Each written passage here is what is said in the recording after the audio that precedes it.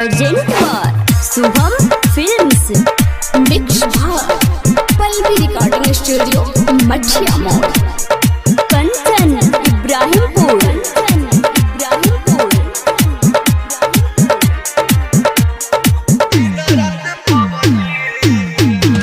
तोहके भूले खातिर लबदी रे खेली दिन रात पबजी रे।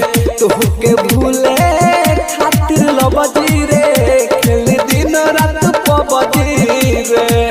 ओखिया जागता निक न लागता, ओखिया जागता निक न लागता, अरे खाना रोटी सब्जी रे। तोहके भूले खातिर लबदी रे खेली दिन रात पबजी रे।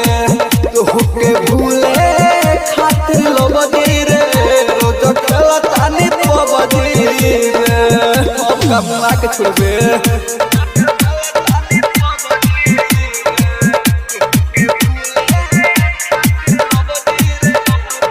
कंचन इब्राहिमपुर।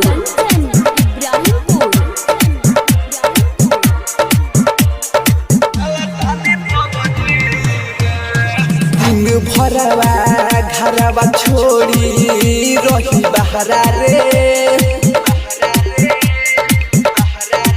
हो प्यार कोई के धोखा दी होले जखम गहरा रे।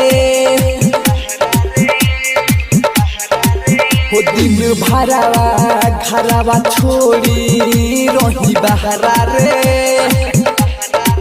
हो प्यार कोई के धोखा दी होले जखम गहरा रे। सुन तोरा चक्कर में पिटता रे बाबूजी रे। तोहके भूले खातिर लबदी रे खेल दिन रात पबजी रे। तोहके भूले खातिर लबदी रे खेल दिन रात पबजी रे।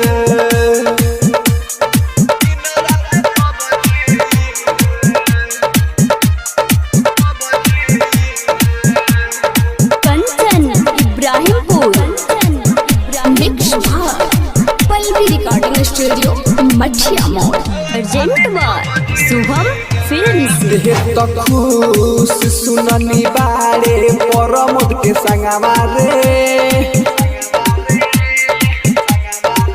होवा के देखू रोज पीले बिसकिया रमावा रे। होते त खुश सुननी बारे परमोद के संगवा रे। होवा के देखू रोज पीले बिसकिया रमावा रे।